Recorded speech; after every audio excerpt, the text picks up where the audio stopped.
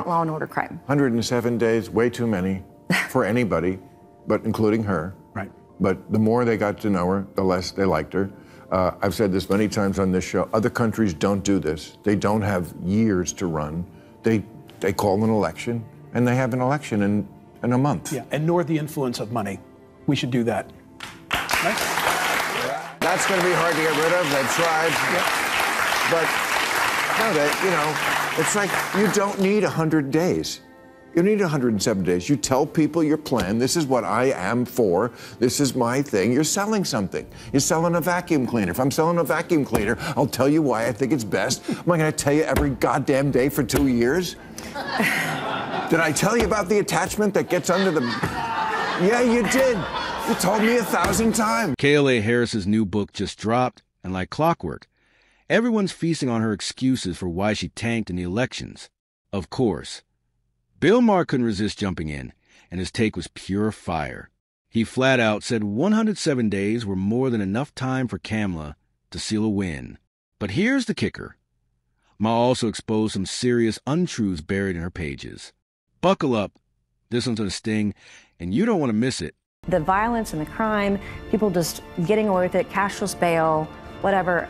I want to see law and order, and I think that would be helpful. Well, apropos to that, I'll bring up one last subject. Somebody didn't write this, but I want to say it because it's interesting. Some new polling came out, and this is really, I'm speaking to the Democrats especially here, because Trump's numbers are down. They're down with Latinos, they're down with blacks, they're down 15 points with whites. And when whites say, you're not hip anymore, ooh. And yet, in the other poll, on issues, Trump still winning. So this is your big opportunity, Democrats. He's down in the numbers, and you still can't score. So Maher kicks things off by flashing the latest polls, showing Trump slipping with voters. But here's the twist. On the issues Americans actually care about, the economy, the border, and foreign wars, Trump is still dominating. Maher argues this should be the Democrats' golden opportunity to regroup, recalibrate, and score some real wins. Instead, they're too busy worshiping the altar of woke politics, chasing culture wars nobody outside their bubble cares about. And just when you think he's done, Maher drops a bombshell that could leave the entire DNC gasping for air. I ask who has a better plan. Republicans crushing it on crime, immigration, wars, the economy, even corruption. Democrats win by 2 points on respect for democracy. Now, some of this is just because people are fucking stupid. 2 points on respect for democracy. Democrats win on health care, environment, women's rights, respect for democracy. But on those issues, I bet you that are the big ones that they vote on more: crime, immigration, wars, economy, corruption. So that's the takeaway. Interestingly, the Democrats aren't even living up to their own name. You'd think that on the issue of democracy, the very principle they claim to champion, the DNC would be leading by a landslide. But that's not the case. Shockingly, Republicans are closing the gap, and in some polls even overtaking them on questions of who better represents democratic values. That's not just a red flag. It's a full-blown siren. IT suggests the Democratic Party is losing its grip on its core identity, the very foundation that once energized its base and set it apart. Instead of building trust with voters through consistent principles, the party has become entangled in identity politics, virtue signaling, and endless infighting. The result? Americans no longer see them as the automatic guardians of democracy. If this trajectory continues, the Democrats aren't just facing defeat at the polls. They're staring down the path to political extinction. The thing the Democratic Party stands for today is opposition to Donald Trump. Yeah. And I just read Kamala Harris's new book, 107 No, Days. you didn't. I did? No, you didn't. I'd like to... I'll say a lot of lies on this show, but I won't take that. I will not accept that. I thought you might ask me about it. That's why I had to read it. But the point is, it's like, as you probably know, it's like a diary of what happened. But I was looking for, okay, and what's the plan for the future? There wasn't any, and she's just indicative of the party at large. The DNC seems to have no action plan whatsoever other than obsessively criticizing and opposing Donald Trump at every turn, even on the pettiest, most irrelevant issues. Beyond the constant attacks, There's no clear strategy, no vision, no unifying message that tells voters why they should trust Democrats with power. And that void becomes even more glaring when you look at Kamala Harris. After losing an election and then writing a book, you'd expect some deep reflection, a sober acknowledgement of mistakes, and a blueprint for how to do better next time. That would have been a mature strategic move, something that could inspire confidence. But instead, the book offered none of that. No roadmap, no action plan, just recycled talking points and self-justification. It's symptomatic of a larger problem within the DNC, a party stuck in denial, living off outrage while offering voters nothing concrete for the future. And by the way, that's one of the reasons she lost. Well, she's rewriting history in the book, too. She's now against men and women's sports. Like, come on. Like, they tried to dismantle Title IX against women when she was vice president. Right. I mean, that's just one of many examples. She could have had 701 days and would have still lost that race. But you're right. The data says it's cost of living, it's inflation, it's immigration, illegal immigration, right. All those things. Everything else is at the bottom. Kamala Harris seems to be slowly backing away from the woke politics that helped sink her political career. On the surface, that looks like progress. Finally, she's learning some lessons. But here's the problem. Instead of owning up to her past mistakes, she's trying to rewrite history. She now wants to present herself as someone who opposes men competing in women's sports, when in reality, she openly supported it while in power. That kind of revisionist spin doesn't fool anyone. If Kamala genuinely wants to rebuild credibility, she needs to do something far more difficult. Come clean, admit she was wrong, acknowledge how far out of touch she drifted, and break ties with the radical woke crowd once and for all. Only then can she start her journey back to common sense. Otherwise, this new rebrand will look like nothing more than political survival in disguise. It's a front law and order crime. 107 days, way too many for anybody, but including her. Right. But the more they got to know her, the less they liked her. I've said this many times on this show. Other countries don't do this. They don't have years to run. They call an election, and they have an election in a month. Yeah, and nor the influence of money. We should do that. Right from the start, Ma wastes no time tearing into Kamala Harris's book. To him, it reads less like a reflection and more like a laundry list of excuses. At the center of her defense is the infamous 107 days. The window of time she claims was far too short to deliver her message and connect with the grassroots. According to Kamala, this compressed timeline doomed her campaign from the very beginning. But Ma isn't buying it for a second. He calls that reasoning a fallacy, pointing out that Americans didn't reject her because of the calendar.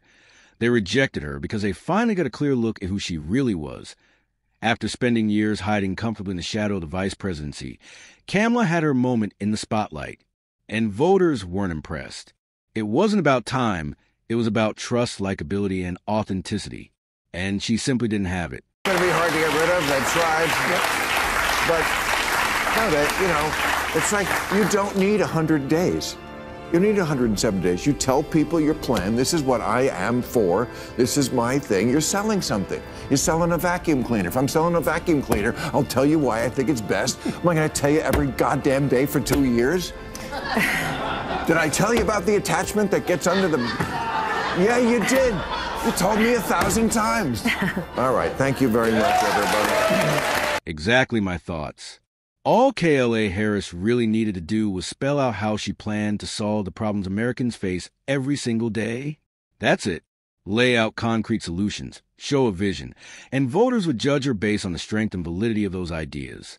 But instead, she gave us nothing. She even had a golden opportunity to separate herself from Joe Biden, to outline what she would do differently if entrusted with the presidency. That could have been her moment to demonstrate leadership and independence. Yet again, she offered no answers, no roadmap, no bold agenda. It's as if she expected voters to simply hand her power without hearing a single plan. This lack of clarity exposes a core problem. Kamala Harris doesn't have a clear message, a distinct identity, or credible solutions. And without those, no amount of campaigning can rescue her. You're the first woman elected vice president. You're a black woman and a South Asian woman elected to that high office, very nearly elected president. To say that he couldn't be on the ticket effectively because he was gay is hard to hear. No. That's not what I said. That's that he couldn't be on the ticket Oh, because it is he what is she gay. said. My Exactly. point, as I write in the book, is that I was clear that in 107 days, in one of the most hotly contested elections for President of the United States, against someone do it, Kamala. like Donald Trump, who knows no floor, to be a black woman running for President of the United States and as a vice presidential running mate, a gay man, with the stakes being so high, it made me very sad, but I also realized it would be a real risk. And that right, there is exactly what Bill Maher is hammering on. The blatant untruth from Kamala Harris. In her own book, she explicitly wrote that she didn't pick Pete Buttigieg as her running mate because he was gay. Those are her words in black and white. Yet, when Rachel Maddow pressed her to explain the statement, Kamala backtracked and claimed that's not what she meant, or worse, that's not what she even wrote. That kind of contradiction is political quicksand. If she can't stand by her own words printed for the world to see, how can Americans possibly trust her to stand firm on matters of policy or leadership? Ma's point is simple, but devastating. It's not just about the bad decisions of her campaign. It's about credibility. And Kamala Harris is hemorrhaging it with every excuse, every contradiction, and every attempt to rewrite her own history. This is what she said about New York mayoral hopeful and radical heart leftist Zoran Mamdani. What do you think of him and his candidacy? And what do you think of mainline Democratic shyness and agitation about the prospect that he's going to win? Look, as far as I'm concerned, he's the Democratic nominee and he should be supported. Do you endorse his candidacy? I support the Democrat in the race, sure. Look, if you thought Kamala had acquired some wisdom, some class and perspective in the months since she was resoundingly beaten by President Trump, well, you'd be disappointed. All she revealed overnight is that she's a frightful bigot. I couldn't agree more. And that's exactly why Kamala Harris went down in flames during the 2024 elections. At the heart of her failure is a simple truth. Kamala can't stand up for anything. She doesn't take bold stances. She doesn't commit to principles. And she rarely offers a clear direction. Just listen to her response on Zohran Mamdani's candidacy in New York. It's painfully obvious she doesn't actually endorse him on the basis of his policies or vision. Instead, she supports him for one shallow reason, because he's a Democrat. That's it. No policy merit, no strategic benefit, no real conviction. And that right there is a problem. If the Democratic Party continues to rally around candidates out of blind loyalty instead of sound ideas, it's no wonder they keep bleeding credibility. Kamala embodies that weakness, and voters rejected it loud and clear in 2024. She decided for some reason now would be the time, instead of when she was actually running for president, to say all the ways in which she disagreed with Joe Biden or all the bad things she thought about the Biden team. Great. Okay. I'm here for it, sister. Go. I believe every word, by the way. So it's really been super fun to watch the circular firing squad amongst the Dems. Usually they're a little better about holding their discipline on that. It's usually the Republicans who do all the infighting. So I'm thrilled to see it, and I really can't wait until her next appearance. I can't wait to hear what she has to say next. Y'all remember when Kamala Harris was running for the White House and boldly declared that she wouldn't change or improve a single thing Joe Biden had done. That was her entire message. A blank check of loyalty to Biden, no questions asked. Fast forward to today, and suddenly the tune has changed. Now that she's out from under Biden's shadow and no longer tethered to the vice presidency, Harris is listing off all the things that went wrong during his administration. Inflation, immigration, foreign policy blunders, you name it, she's pointing at it. The irony? These were the very issues she stayed silent on when she actually had the platform and responsibility to make a difference. Instead of speaking truth to power when it mattered, she played it safe. Now, after the damage is done, she's finding her voice. But to many Americans, it's too little, too late, at the end of the day. Kamala Harris's book and her public statements only reinforce why she lost in 2024 and why her political future looks shaky. From rewriting history and dodging accountability to hiding behind Biden's shadow and clinging to woke politics, she's failed to present a clear vision or honest leadership. Bill Maher exposed the untruths, and voters already saw through the excuses. If Kamala wants a comeback, it won't be through spin or party loyalty. It'll require brutal honesty, real solutions, and the courage to break with the failed strategies that doomed her once before. And on this note, we draw the curtains on today's video. If you enjoyed it, then hit the like button and subscribe to this channel for more videos like this. Thanks for watching, and I'll see you in the next one.